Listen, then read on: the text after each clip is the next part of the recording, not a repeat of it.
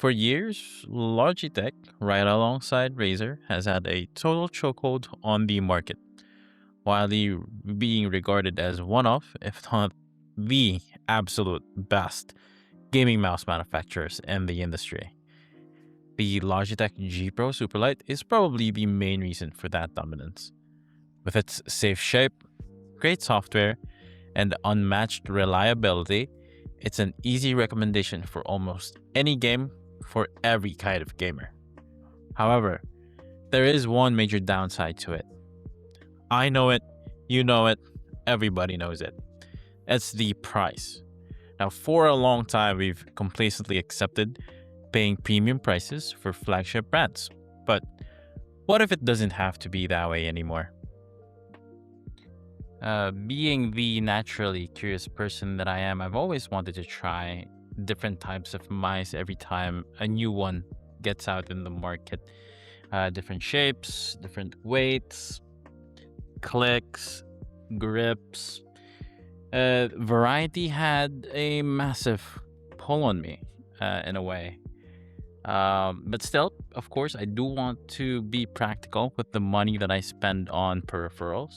So when I saw the ATK A9 Mini Plus, I decided to bite the bullet, you know, buy one and see if it actually lived up to the hype. After recently realizing that I naturally use a fingertip grip, I transitioned to a smaller mice, or at least to a few smaller mice. As you can see, a BeastX Mini, Headscan Hyperlight, and a Huon.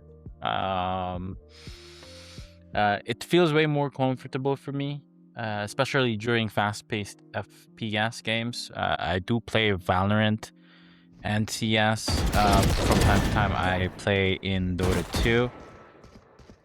I quickly confirmed that, that's the right shape for me. So, since the A9 Mini Plus is actually a clone of the compact Logitech G Pro X Superlight 2C, it felt like the perfect next side project that I could try out.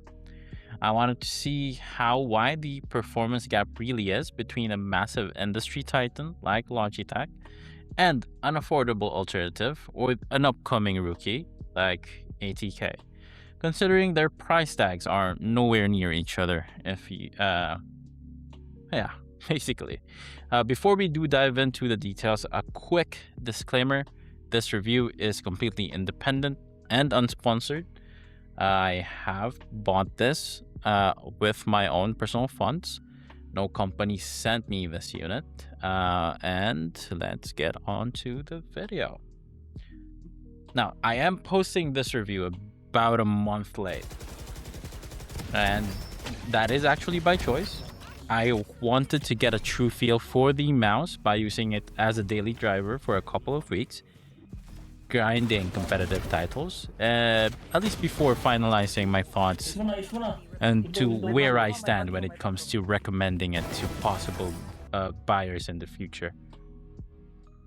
Now, right out of the box, ATK does give you everything that you would need for a gaming mouse in 2026. Of course, the mouse.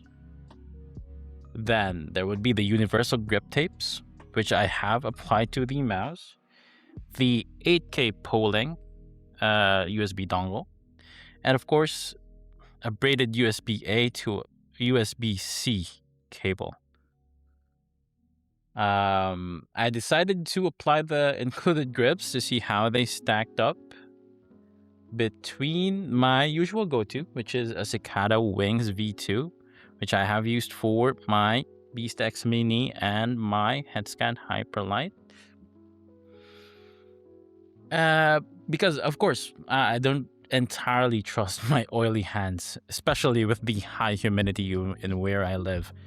Usually that, or at least those two combined, would always lead to shine when it comes to the main contact points. So it's kind of a preventive measure for me, just applying this and not wanting to see a beautiful mouse be shiny eventually. The included grip tapes are pretty thin. They are pretty grippy, I would say. With the 3 weeks that I've used the mice, it has withstood the wear and tear of being my go-to for 3 weeks. It's a bit dirty, but still gets the job done. If I hold it, it's still grippy, so pretty nice.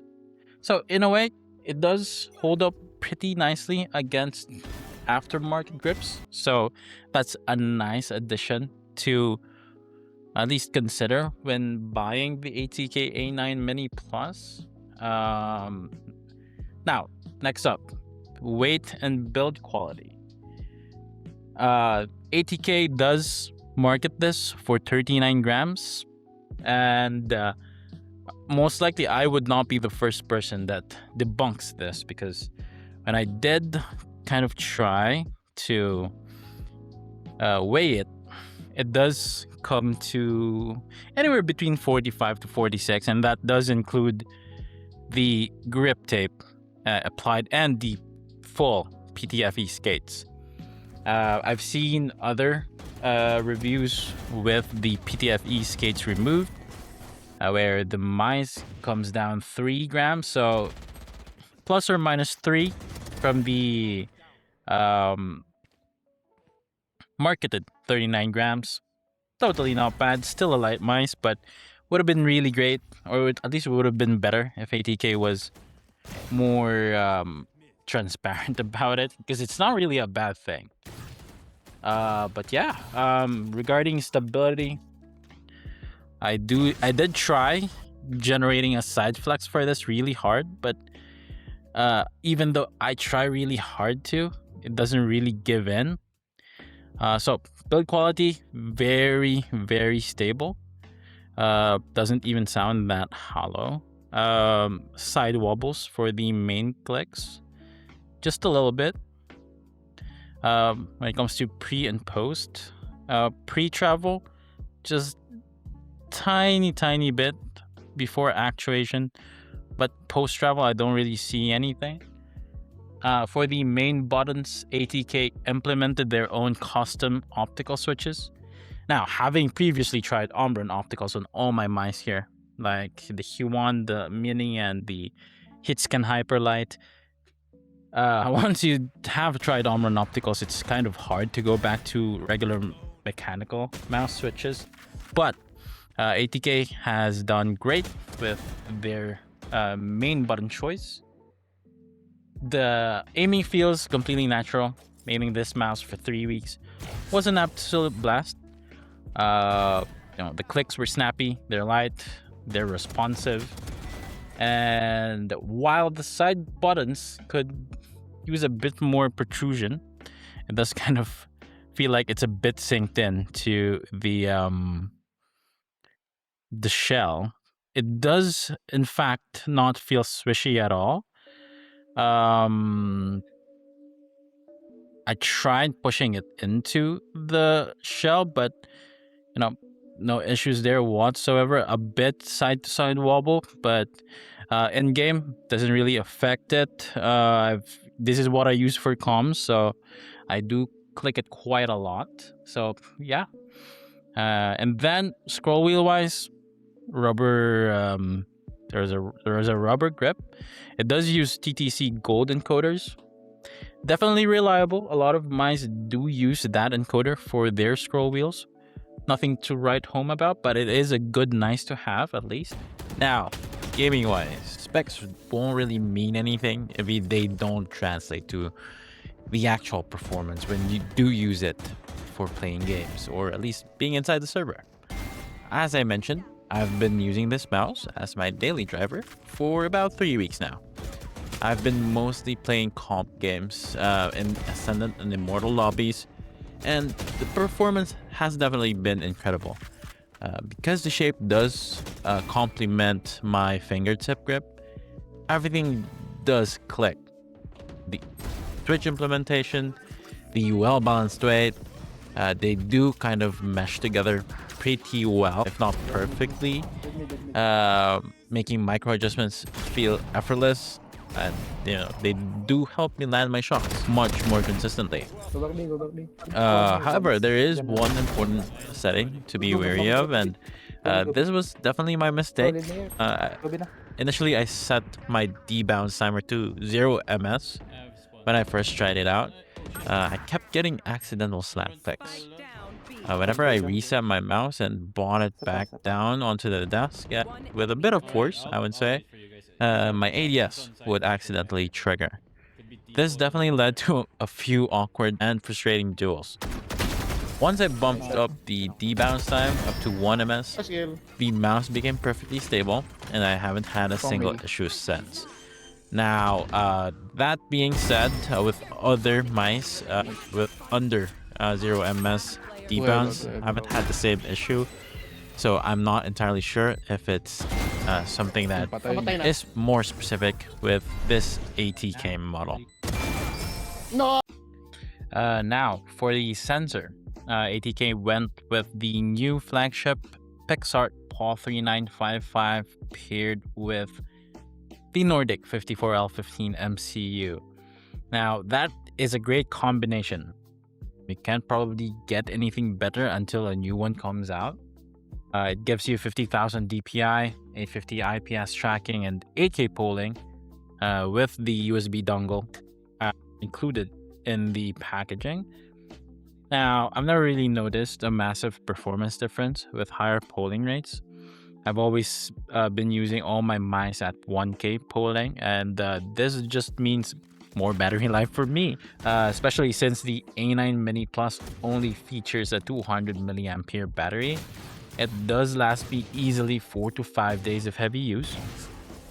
And mostly the reason why I do charge it after that is because the dongle turns yellow, just like right now, and I kind of get weirded out by it, so I tend to just charge it.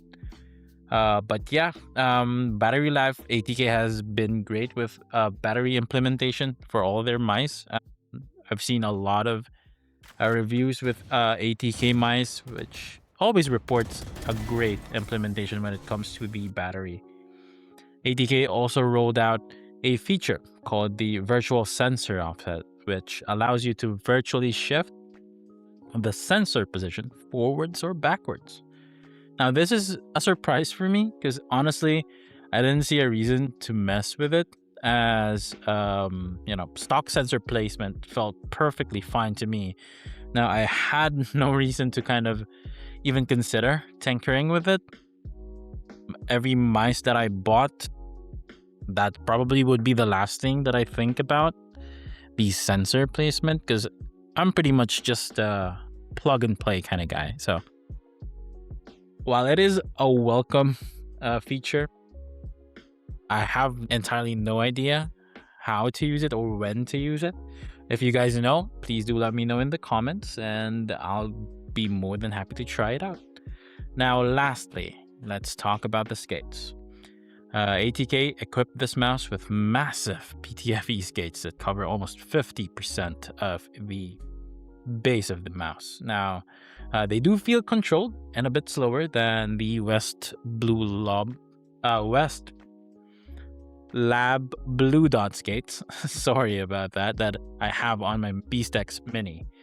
But since I do prefer a control pad setup, it's actually worked out to my advantage. Had no reason to change it while I was using it for the 3 weeks. But yeah, if you are using speed pads or glass pads, you'll definitely want to swap these out for aftermarket skates.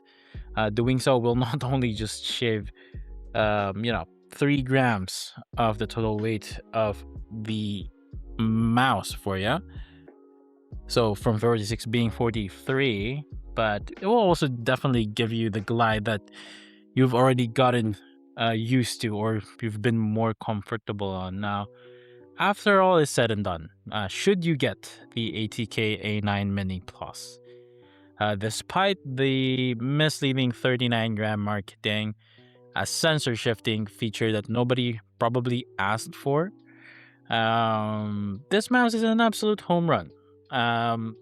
Might I even say a better all option for the Superlight 2C. For less than half the price, you get everything that Logitech has to offer and then some, and maybe even more.